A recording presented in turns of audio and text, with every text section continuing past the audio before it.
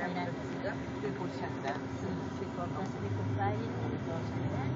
Y se murió de ya por Para acá esto. y ellos se viviendo ahora en Rancagua. ¿Y en Rancagua?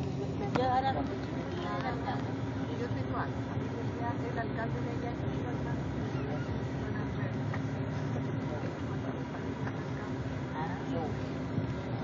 Una vez me pasé por el alcalde y yo arriba caminando, justo abajo está arriba de la No he checado. Como 20 años de alcalde. Ahí no veis nada. Hilario Barría. Allá, pero si yo lo conocí. Hilario Barría es mi compadre. Mi compadre está muy enfermo ahora. ¿Tiene mucha edad? No, mi compadre. Ah, no, es que yo digo, No, mi padre está muy enfermo. era un Ramón, no es que yo digo. Hilario Barría. Ramón, sí.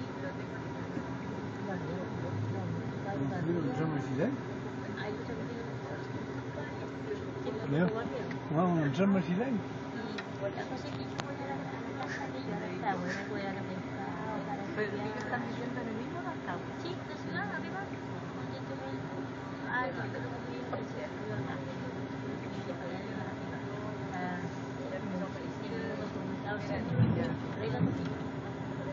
No, Rancagua, Rancagua. Fui a conocer el domingo, no, el sábado fue. El sábado fui a conocer, yo no conocía esto, Duraco de Peña. Así que fui a conocer. Duraco. Chao, chao. Esas partes no las conozco. Así que en otro viaje que haga voy a hacer un tour por el Frena uno. Tiene igual de iglesia que el patrimonio de la humanidad. Sí, Chagrán lo conozco. ¿Qué tal? Ah, no. Ahí fue un año. ¿Sabes qué buena Biblia ahí?